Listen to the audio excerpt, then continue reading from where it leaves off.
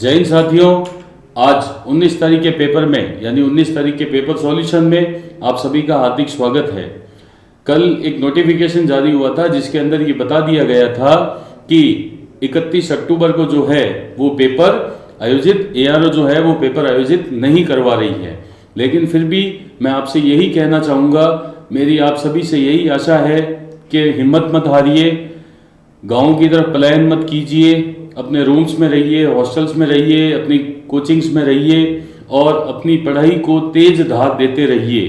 Classes को routine से रखिए। यदि कोई क्लासेस को नहीं ले रहा है तो मेरा ये उससे विशेष निवेदन है कि जहाँ पर भी वो बच्चा कोचिंग कर रहा है, चाहे वो कहीं भी कोई भी एकेडमी हो, लेकिन वह अपनी तैयारी को निरंतर करता रहे।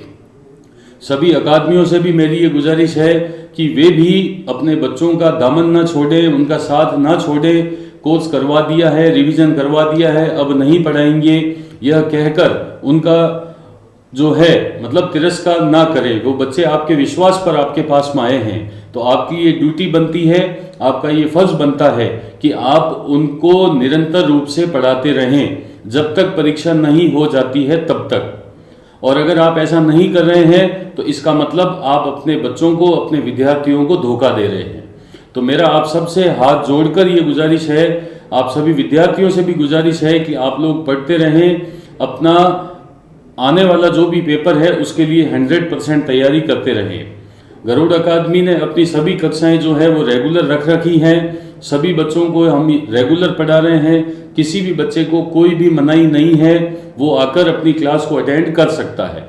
उसके अलावा जो बच्चे हमसे अभी नहीं जुड़े हुए हैं या ऑल इंडिया में भी जो बच्चे हमसे अभी नहीं जुड़े हुए हैं, ऑनलाइन के माध्यम से भी हम उनको दैनिक पेपर सॉल्व करवा कर उनकी हौसलों को, उनकी मंजिल को, उनके सपनों को एक नई उड़ान दे रहे हैं। तो चलिए आज चलते हैं, 19 तारीख का पेपर सॉल्व करते हैं और देखते हैं कि इस पेपर में क्या खास होने वाला है।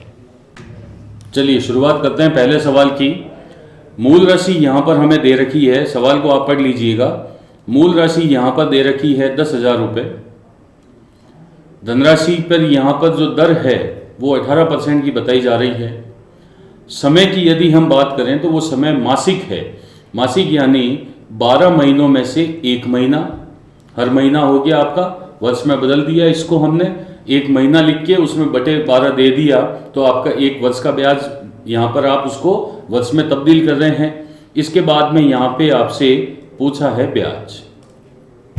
तो साधारण ब्याज का जो सूत्र होता है वो होता है मूलधन इनटू समय इनटू में दर और बटे में 100। यहाँ तक कोई दिक्कत ही नहीं है। 2 जीरो से 2 जीरो आपके कट गए, 6 से कट गया ये आपका, 6 से कट गया ये आपका 2 बार, ये कट गया आपका 3 बार, और 3 से 2 से ये आपका 100 यहाँ पर कट गया 50 बार। आपके पास में बचा एक 50 और एक 3, यानी आपका जो ब्याज आएगा वो आएगा यहाँ पे 150 रुपया। क्लियर? सबसे बड़ी बात यहाँ पे इस क्वेश्चन के अंदर ये जो लाइन लिखी हुई है, ये जो शब्द लिखा हुआ है, इस पे गौर करना है। अगर इस पे गौर कर लिया तो आंसर कोई नहीं रोक सकता, आपका आंसर आएगा। चलिए अब आते हैं अगले सवाल पर। अगला सवाल है हमारा, कहीं ना कहीं लाभ हानि का सवाल दिख रहा है कि संजय ने अपनी साइकिल 405 रुपये में बेची, उसे क्रय मूल्य के 1/10 भाग के बराबर हानि हुई। 1/10 भाग दिया हुआ है, यानी हम कहेंगे कि 10% की हानि हो गई। तो 100% की वस्तु थी, 10% की हानि हो गई, 10% की हानि हो गई, यानी वस्तु 90% में बिक गई। 90% वस्तु है, 450 उसका 405 उसका मूल्य है, तो 405 बटे में 90 और गुणे में 100। एक शून्य से एक शून्य आपका यहाँ पे कट गया। 9 का पहाड़ा 9 चौक 36, 9 चौक 36, 4 बचा, यहाँ पे आया वापस आपका 9 से जाएगा ये 5 बार, और 45 का 10 से गुणा, यानी आपका आंसर आएगा 450। क्लियर? कोई डाउट? बहुत सिंपल सवाल था। चलिए अब आते हैं अगले सवाल पर। 7 और 11 का तृतीय अनुपाती। यदि 7 और 11 का तृतीय अनुपाती, तो मैंने कहा था कि जब तृतीय अनुपात की बात होगी तो तृतीय अनुपात नाम की कोई चीज होती ही नहीं है। तो जो द्वितीय है यानी जो दूसरा लिखा हुआ है उसी को आपको तीसरा मान लेना है अनुपात में, और यहाँ पर आपको x बना देना है। डायरेक्ट कर देते हैं इस सवाल को। 11 गुणे में 11 बटे में 7, 121 बटे में 7। 7 का पहाड़ा 17 बार गया, 119, और 1 120। तो इस ऑप्शन को थोड़ा चेंज करना पड़ेगा। इस ऑप्शन में यहाँ पर लिखना पड़ेगा 2। तो 119 और 2 121 बटे में 7। तो ये वाला जो ऑप्शन है ये आपका राइट हो जाएगा। फिर बढ़ते हैं आगे अगले सवाल तक। लगातार 53 तक की विषम संख्याओं का औसत, जो नया बैच चल रहा है उसमें सवाल आया था कल। तो 53 संख्या यानी पहली विषम संख्या, और ये आपकी 53 तक बटे में 2, 54 बटे में 2, यानी यहाँ पर आपका आंसर हो गया 27। क्लियर।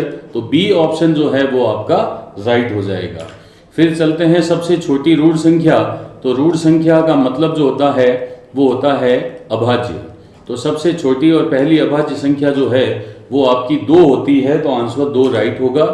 फिर बोला कि किसी संख्या का आधा भाग, यानी कोई भी संख्या है उसका आधा भाग का 2/7 यदि 18 हो। सवाल दे रहा है हमको, तो हमें x का मान निकालना है। तो 18 × में 2 × में 7, वज्र गुणा हो रहा है, 2 और 1 नीचे हो गया, 2 से आपका 2 कट गया, और 18 का जब आप 7 से गुणा करते हैं तो 8 7 56 का 6 5, 7 एकम 7 और 5 12, तो आंसर आता है 126। तो ए ऑप्शन जो है वो आपका राइट हो जाएगा।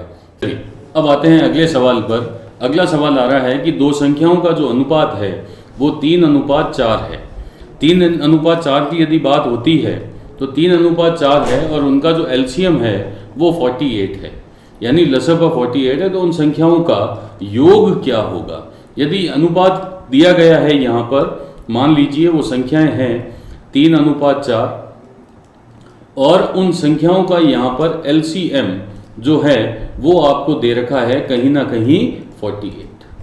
तो जब अनुपातों का एलसीएम दे रखा होगा तो आप भी उनका अनुपातों का एलसीएम निकाल दीजिए। तो 3 और 4 का जो लसअ होता है वो 12 होता है।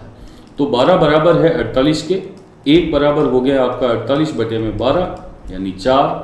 4 का 3 से गुणा करोगे तो एक संख्या आएगी 12 और एक संख्या आएगी आपकी 16, और दोनों का जो योग है वो 12 और 16 का योग जो हो जाएगा वो हो जाएगा आपका 28। तो आपका आंसर बी राइट हो जाएगा। क्लियर।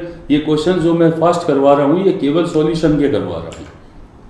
अगला कहीं ना कहीं घनमूल का सवाल है। सबसे पहले 464 को पकड़ लीजिए। 464 के पीछे 4 आ रहा है, 4 के घन के पीछे ही 4 आता है। 4 का 64 पीछे 4 आ रहा है यहाँ पर, तो आपने यहाँ पे 4 लिख दिया। फिर आपने यहाँ पे पकड़ा 157 को, किन दो घन संख्याओं के बीच में आता है? तो आप कहेंगे कि सर 5 का घन 125 और 6 का घन इनके बीच में आता है। तो छोटी वाली संख्या 5 पकड़िए, 5 यहाँ लिखिए, आपका आंसर 54 राइट हो जाएगा। क्लियर हो गया। अगला सवाल आते हैं 1/2 की घात -1/2। मैंने कहा था कि घात माइनस में हल नहीं होगी। 1/2 को उल्टा कर दिया, क्या लिख सकता हूँ 2/1, और घात हो गई 1/2। साफ साफ लिखूँ 2 की घात 1/2। और मैंने कहा था कि ये जो रूट होता है इसका संख्यात्मक मान कितना होता है 1/2। तो यदि मैं 1/2 की घात इस पे से हटाऊं तो मैं यहाँ रूट चढ़ा सकता हूँ, यानी √2 जो है वो मेरा आंसर हो जाएगा। अगला सवाल, समान क्षमता वाले 14 पंप एक पानी की टंकी को 6 घंटे में भर सकते हैं। तो 14 पाइप 6 घंटे में भर सकते हैं। यदि टंकी को केवल 4 घंटे में ही भरना हो तो कितने पाइप चाहिए? यानी अगर टंकी को केवल 4 घंटे में ही भरना है तो कितने पाइप चाहिए? तो सिंपल सी बात है कि आपका हो गया 14 गुणे में 6 बटे में 4, 2 से 2 बार, 2 से 3 बार, 3 से 14 गया 7 बार, यानी पंप तो चाहिए 21। तो 14 पंप पहले से पड़े हैं, 21 चाहिए, यानी 7 पंपों की और आवश्यकता होगी। तो सी ऑप्शन आपका राइट होगा। 21 को आंसर मत लगा देना, क्वेश्चन ध्यान से पढ़ लेना। अगला सवाल है √64। तो रूट के अंदर लिखा हमने 64 बटे में पॉइंट हटा दो, पहले ही 4 लिख दो, पॉइंट के बाद 2 संख्या है, ऊपर 2 जीरो जाने दो। 64 का रूट 8, 10 और 2 से ये 10 गया आपका 5 बार, 8 पंजे 40 और क्वेश्चन ए यानी ऑप्शन ए आपका राइट हो गया। फिर से अगला सवाल कि किसी संख्या का 1/5 उसके 1/7 से 10 अधिक है, यानी 1/5 में से यदि 1/7 घटाऊं तो 10 आएगा। तो 5 और 7 का एलसीएम हो गया हमारा यहाँ पर 35, 5 का पहाड़ा 7 बार, 7 का पहाड़ा 5 बार, ये हो गया आपका 2/35। 2/35 माइनस हो बराबर है आपके 10 के, वज्र गुणा करते हैं तो यहाँ पर 2 बराबर हो गया आपका 35 गुणे में 10, 1 बराबर हो जाएगा आपका 35 गुणे में 10/2 और 2 से ये 10 कट जाएगा आपका 5 बार और 30 का 5 से गुणा और 175, तो यहाँ पे राइट आंसर जो आएगा वो 175 होगा। फिर अगला सवाल आता है, बहुत अच्छा सवाल है कि एक वर्ग के क्षेत्रफल में 44% की वृद्धि हो गई। यदि हम बात करते हैं 44% की वृद्धि की जाए तो भुजा में कितने परसेंट की वृद्धि की गई होगी? सिंपल सी बात है कि एक वर्ग की भुजा हम 10 मान लेते हैं। 10 यदि हम मान लेते हैं तो उसका जो क्षेत्रफल है वो 100 हो जाएगा। 44% की वृद्धि का मतलब यहाँ पर क्षेत्रफल 144 होना चाहिए। तो 144 कब आएगा? भुजा इंटू भुजा यानी 12 गुणे में 12 करने से आएगा। तो सिंपल सी बात है, उसने कहा कितने परसेंट की वृद्धि। यदि मुझसे पूछता कि भुजा में वृद्धि कितनी हुई तो मैं साफ कह देता कि वृद्धि हुई है 2 की। पहले 10 थी अब 12 हो गई, लेकिन उसने कहा कि कितने परसेंट की वृद्धि, तो मैंने कहा कि भुजा पहले थी 10 और उस पर बढ़ाई गई 2 और प्रतिशत निकालने के लिए गुणा करूंगा 100 से।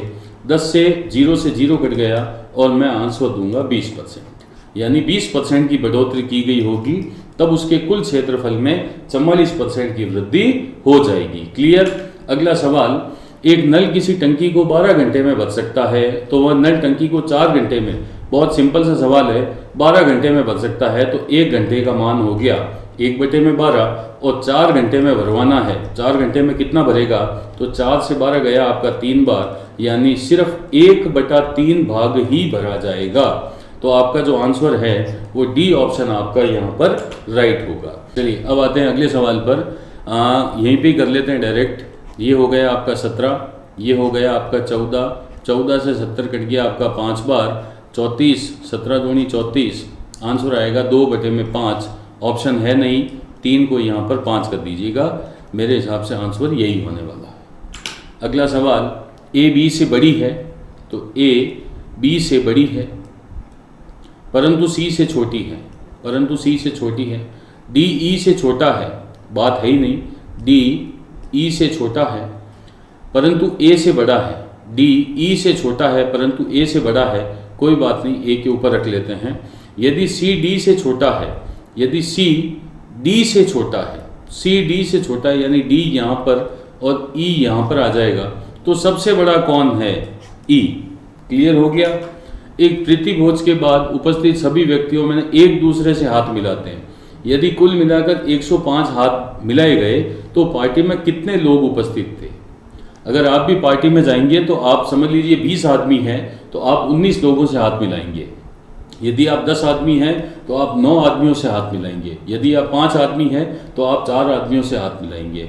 ऐसा सभी के साथ होगा, केवल आपके साथ नहीं होगा। अब इसने बोला कि यदि कुल हाथ 105 बार मिलाए गए, मैंने आपसे हाथ मिलाया, आपने मेरे से हाथ मिलाया, हाथ एक बार मिलाया, गिनती 2 बार हो गई, तो 105 की जो गिनती है वो आधी गिनती है। इसका मतलब इसकी डबल गिनती, यानी पार्टी में कुल 210 बार हाथ मिलाए गए। मेरा भी हाथ आपसे, आपका भी हाथ मुझसे, लेकिन ज़्यादा आदमी कम आदमियों से हाथ मिलाएंगे। 10 आदमी अगर पार्टी में आए तो आपका 10 आदमी यदि आए हैं तो 9 से मिलेगा, यदि 15 आदमी हैं तो 14 से मिलेगा। तो इस 210 के ऐसे टुकड़े कीजिए कि हो लगातार संख्याएं, लेकिन पहले बड़ी और फिर छोटी। तो पहले 15 ले लेता हूं, फिर 14 ले लेता हूं, तो 15 और 14 का गुणा 210, यानी पार्टी में 15 आदमी आए थे और 14 से हाथ मिलाया तो कुल 210 बार हाथ मिलाए गए। क्योंकि वो डबल गिनती थी तो उसकी आधी हुई, तो वहाँ पर 105 बार हाथ मिलाए गए। क्लियर? कोई डाउट? तो आंसर हो जाएगा इसका 15। अगला सवाल आता है हमारा, विषम छांटिए। कैप्टन जो होता है वो टीम का होता है, बॉस गैंग का होता है, प्रधानमंत्री कैबिनेट का होता है, कलाकार ट्रुप का नहीं, ट्रुप का कलाकार होता है, तो ये विषम है आपका।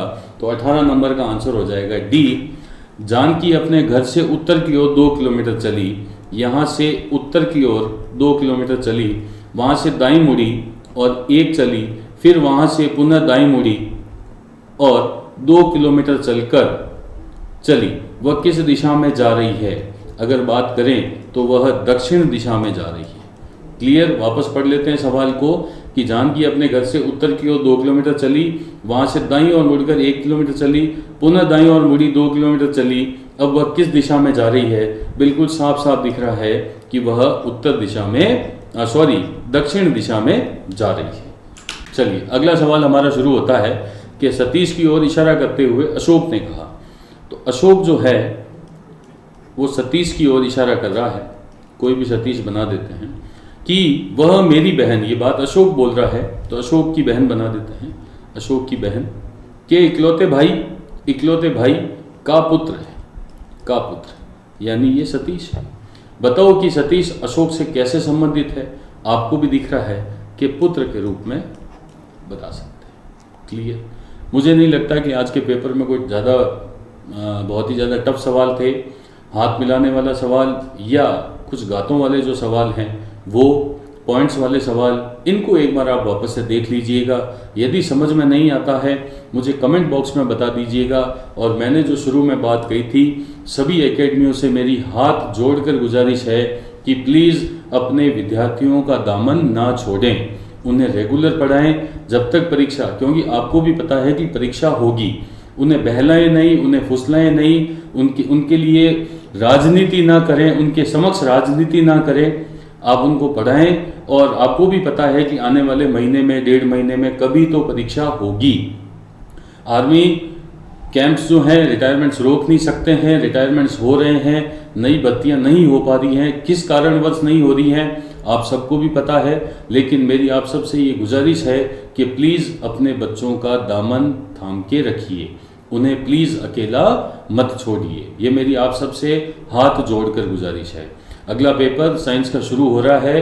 जय हिंद, जय भारत। जय हिंद साथियों, आइए साइंस के क्वेश्चन स्टार्ट करते हैं। साइंस का फर्स्ट क्वेश्चन है, वॉशिंग मशीन एवं दूध से मक्खन बनाने वाली मशीन का कार्य सिद्धांत है। किस किस की बात की है? वॉशिंग मशीन और दूध से जो मक्खन बनाने वाली मशीन है उसका कार्य सिद्धांत किस पे ऊपर कार्य करती है? अपकेंद्रण पे, अपोहन पे और उत्क्रम प्रासरण पे या विसरण पे। तो आप सभी को पता है कि जो वॉशिंग मशीन या फिर दूध से जो मक्खन बनाने वाले जो बिलोने की जो मशीन होती है वो उस पार्टिकल्स को बाहर की साइड में फेंकती है। दैट मीन्स कि वो हो जाएगा आपके अपकेंद्रण। अच्छा, मतलब इसमें बल कहाँ लगता है? केंद्र से बाहर की ओर। अच्छा, अगर केंद्र की ओर लगता तो वो हो जाएगा आपके अभिकेंद्रण। ठीक है, बढ़ते हैं अगले क्वेश्चन की ओर। नेक्स्ट क्वेश्चन, घड़ी के स्प्रिंग में भंडारित ऊर्जा है। घड़ी की जो स्प्रिंग होती है उसमें कौन सी ऊर्जा भंडारित होती है? तो उसमें आपकी हो जाएगा स्थितिज ऊर्जा, और स्थितिज ऊर्जा को बोलते हैं पोटेंशियल एनर्जी।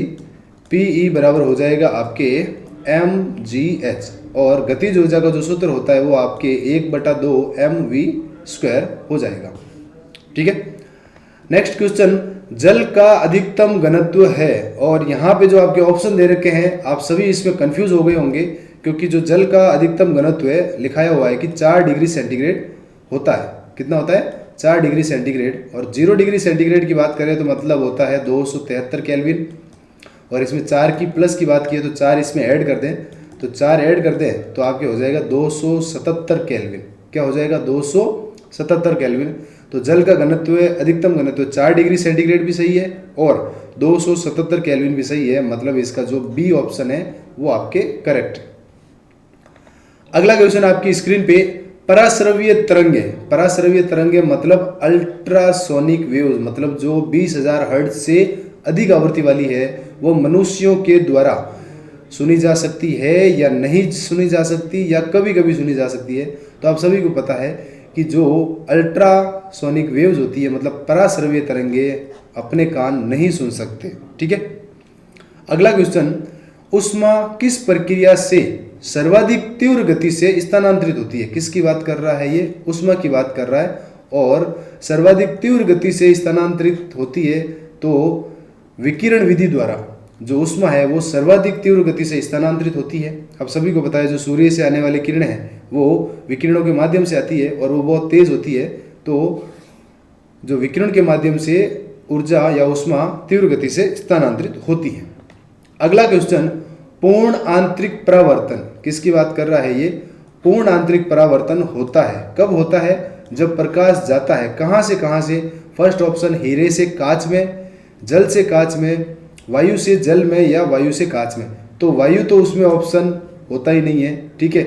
जल और कांच ये अलग अलग माध्यम आ गए तो ये भी नहीं होगा। पूर्ण आंतरिक परावर्तन हो जाएगा आपके जब कोई भी प्रकाश हीरे से कांच में प्रवेश करता है। ठीक है। अगला क्वेश्चन आपकी स्क्रीन पे, निम्नलिखित में से किसका सामान्य नाम तूतिया या फिर उसे क्या बोल सकते हैं? विट्रोल का तेल। तो जो सल्फ्यूरिक अम्ल है जिसका सूत्र क्या होता है आपके H2SO4 और जिसे क्या बोल सकते हैं? अम्लों का राजा, किंग ऑफ एसिड, उसी को क्या बोला जाता है? तूतिया कह सकते हैं या फिर विट्रोल का तेल कह सकते हैं। अच्छा, एक क्वेश्चन कि अम्लों की रानी किसे कहा गया है? तो जो अम्ल की रानी होती है वो होती है आपके NH3। ठीक है। अगला क्वेश्चन, निम्नलिखित में से किसमें हाइड्रोजन बंध उपस्थित होता है? किस बंध की बात की जा रही है? हाइड्रोजन बंध की बात की जा रही है। तो आपको पता है कि जो जल में H2O और इसमें आपके हाइड्रोजन बंध होता है। DNA में भी हाइड्रोजन आबंध पाए जाते हैं, वो एडेनिन, थाइमिन, साइटोसिन और ग्वानिन के बीच में जो होता है। और प्रोटीन में भी आपके हाइड्रोजन बंध पाया जाता है। दैट मीन्स के हाइड्रोजन बंध इन तीनों में पाया जाता है, उपयुक्त सभी। अगला क्वेश्चन, एग्रोफोरेस्ट्री है। एग्रोफोरेस्ट्री क्या है? तो एग्रोफोरेस्ट्री आपके जो कृषि करते हैं और कृषि के साथ साथ में उसी भूमि पर जब 12मासी अपन वृक्ष लगाते हैं तो उसे क्या कहेंगे? एग्रोफोरेस्ट्री। सी इसका ऑप्शन करेक्ट हो जाएगा। अगला क्वेश्चन आपकी स्क्रीन पे, निम्नलिखित में से कौन से जीव कोशिका सिद्धांत का पालन नहीं करते हैं? कोशिका सिद्धांत का पालन नहीं करते हैं। तो देखो, जीवाणु तो करते हैं, पादप भी करते हैं और जलीय जीव भी कोशिका सिद्धांत का पालन करते हैं। लेकिन जो ये वायरस है या जिसे बोल सकते हैं विषाणु, ये आपके कोशिका सिद्धांत का पालन नहीं करते हैं। ठीक है। अगला क्वेश्चन आपकी स्क्रीन पे, वह उत्तक किसकी बात की जा रही है? वह उत्तक जिसका निर्माण भ्रूणीय मध्य स्तर मतलब मेसोडर्म से होता है। आपको पता है कि यहाँ जो बात कर रहा है वो मेसोडर्म ये भ्रूणीय अवस्था की बात कर रहा है। भ्रूणीय अवस्था में आपके 3 लेयर होती है। भ्रूणीय अवस्था मतलब माँ के पेट में जो बच्चा होता है उसको भ्रूण बोलते हैं। ठीक है। और उसका जो सबसे बाहरी पार्ट होता है वो होता है आपके एक्टोडर्म और ये हो जाएगा आपके मेसोडर्म और जो सबसे आंतरिक हो जाएगा वो हो जाएगा आपके एंडोडर्म। और जो ये एक्टोडर्म है ये आपके त्वचा का निर्माण करता है और जो ये मेसोडर्म है वो आपके रक्त वाहिनियाँ और रक्त का निर्माण करता है। और रक्त जो है आपको पता है कैसा होता है? संयोजी उत्तक, तरल संयोजी उत्तक होता है। तो यहाँ बात की जा रही है मेसोडर्म की, तो मेसोडर्म में किसका निर्माण हो जाएगा? आपके संयोजी उत्तकों का निर्माण मेसोडर्म में होता है। अगला क्वेश्चन आपकी स्क्रीन पे, पपीते में पीले रंग का कारण क्या है? तो पपीता जो पीला रंग होता है, पपीते का पीला रंग कैरिकोजेंथिन के कारण पीला रंग होता है। अच्छा, टमाटर की बात करें तो वो हो जाएगा आपके लाइकोपिन के कारण और जो गाजर का लाल रंग होता है वो हो जाएगा आपके कैरोटीन के कारण। अच्छा, एक बात बताओ कि जो सूरजमुखी का पौधा है उसका पीला रंग किसके कारण होता है? इसका आंसर आप कमेंट बॉक्स में देंगे। ठीक है। अगला क्वेश्चन, निम्नलिखित में से किस विटामिन को हार्मोन कहा जाता है? हार्मोन का मतलब होता है कि हार्मोन आपके शरीर के अंदर बनते हैं और इनमें से कौन से विटामिन है जो आपके शरीर के अंदर का निर्माण होता है? तो जो विटामिन डी है, विटामिन डी का निर्माण अपने शरीर में होता है और इसी विटामिन को आप क्या बोल सकते हो? हार्मोन भी कह सकते हैं। ठीक है। अगला क्वेश्चन, पेशियों को अस्थि से जोड़ने वाली संरचना क्या है? किसका किससे कनेक्शन हो रहा है? पेशी को अस्थि से। देखिए, जो अस्थि को अगर अस्थि से जोड़े तो उसे क्या बोलेंगे? लिगामेंट। क्या बोलेंगे? लिगामेंट या स्नायु बोलते हैं। लेकिन यहां बात कर रहा है पेशी को अस्थि से, तो पेशी को जो अस्थि से जोड़ता है वो आपके कंडरा जोड़ता है, और कंडरा या फिर इसका एक और नाम हो सकता है टेंडन। क्या हो जाएगा? कंडरा या टेंडन। अगला क्वेश्चन, फेफड़ों में कितने लीटर गैस धारण करने की अधिकतम क्षमता होती है? तो जो आपके फेफड़े हैं, ठीक है, ये आपके फेफड़े, और इन फेफड़ों में आपके कितने लीटर गैस धारण करने की क्षमता होती है? तो इनमें आपके मैक्सिमम 5 लीटर गैस धारण कर सकते हैं। और अगर बात करें फेफड़ों की संरचनात्मक और क्रियात्मक इकाई क्या होती है, तो फेफड़ों में यहाँ पे ये कुपिकाएं पाई जाती है, और कुपिकाएं फेफड़ों की संरचनात्मक और क्रियात्मक इकाई होती है। ठीक है, फेफड़ों का जो आपके अगर बात करें कि ये यहाँ पे जो प्रथम विभाजन हो रहा है श्वास नली का, वो आपके हो जाएगा ब्रोंकाई। क्या हो जाएगा? ब्रोंकाई हो जाएगा। ठीक है, ओके, थैंक यू, जय हिंद। जय हिंद मेरे प्यारे साथियों, मैं कलौल सर और मैं आपके सामने प्रस्तुत हुआ हूँ लेके जीके का पेपर सोल्यूशन। ये रहा अपना पहला सवाल, भारत के पहले लोकसभा अध्यक्ष कौन थे? तो साथियों, भारत के पहले लोकसभा अध्यक्ष G V Mavalankar, option number A. Ganesh Vasudev Mavalankar. Hiralal Jay Kania, ये भारत के पहले मुख्य न्यायाधीश। सुकुमार सेन, ये भारत के पहले चुनाव आयुक्त। और MC सेतलवाड़, ये भारत के पहले महान्यायवादी। चलिए अगला सवाल देखते हैं। अगला सवाल है, भारत के पहले उपराष्ट्रपति कौन थे? तो साथियों, भारत के पहले उपराष्ट्रपति option number B, doctor Sarvepalli Radhakrishnan. Bharat के पहले राष्ट्रपति डॉक्टर राजेंद्र प्रसाद। भारत के पहले प्रधानमंत्री पंडित नेहरू। और भारत के पहले उप प्रधानमंत्री सरदार वल्लभ भाई पटेल। ठीक साथियों, चलते हैं अगले सवाल की तरफ। अगला सवाल है, चीन की मुद्रा क्या है? तो साथियों, चीन की मुद्रा है युआन, ऑप्शन नंबर बी। ठीक साथियों, बढ़ते अगले सवाल की तरफ। अगला सवाल है, कनाडा की मुद्रा क्या है? तो साथियों, कनाडा की मुद्रा है dollar, option number C, dollar. अगला सवाल है, जर्मनी की राजधानी क्या है? तो जर्मनी की राजधानी है Berlin, option number B, Berlin. Tokyo, यह है जापान की राजधानी। बीजिंग, यह है चीन की राजधानी। चलिए अगला सवाल देखते हैं। अगला सवाल है, अंबेडकर जयंती कब मनाई जाती है? 14 अप्रैल को मनाते हैं हम लोग अंबेडकर जयंती, ऑप्शन नंबर सी, 14 अप्रैल। चलिए आगे बढ़ते हैं, अगला सवाल देखते हैं। अगला सवाल है, सिटी ऑफ पीस किस शहर का भौगोलिक उपनाम है?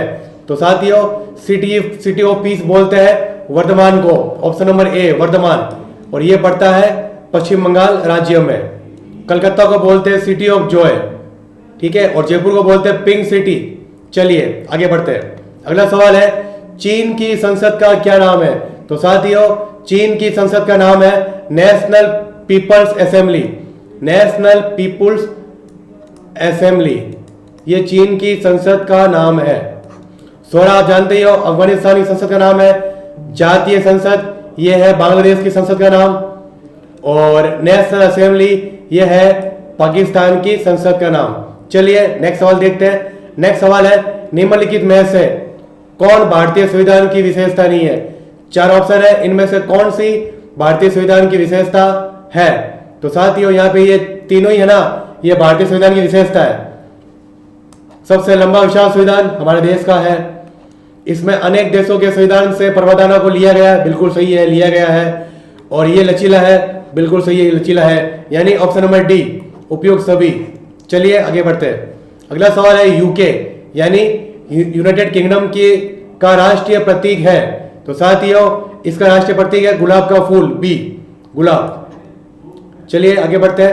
अगला सवाल है, भारत का सबसे लंबा रेल सुरंग पुल है, या लंबा होगा, लंबी नहीं होगा।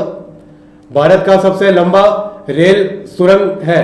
तो साथियों, यह जवाब होगा B, option number B, Chennai Nausari. यह भारत की सबसे लंबी क्या है? रेल सुरंग है। ठीक साथियों, आगे बढ़ते हैं। अगला सवाल है, भारत का सबसे बड़ा स्टेडियम? तो मित्रों, भारत का सबसे बड़ा स्टेडियम है नरेंद्र मोदी स्टेडियम गुजरात के अंदर जो है, ये भारत का सबसे बड़ा स्टेडियम है और ये युवा भारती, ये भारत का सबसे बड़ा फुटबॉल स्टेडियम है। ठीक साथियों, बढ़ते आगे। अगला सवाल है भारत की सबसे बड़ी झील है। तो साथियों, भारत की सबसे बड़ी झील है बुलर झील, ऑप्शन नंबर सी बुलर झील, और ये पड़ती है जम्मू कश्मीर राज्य में। और बस इतना ही।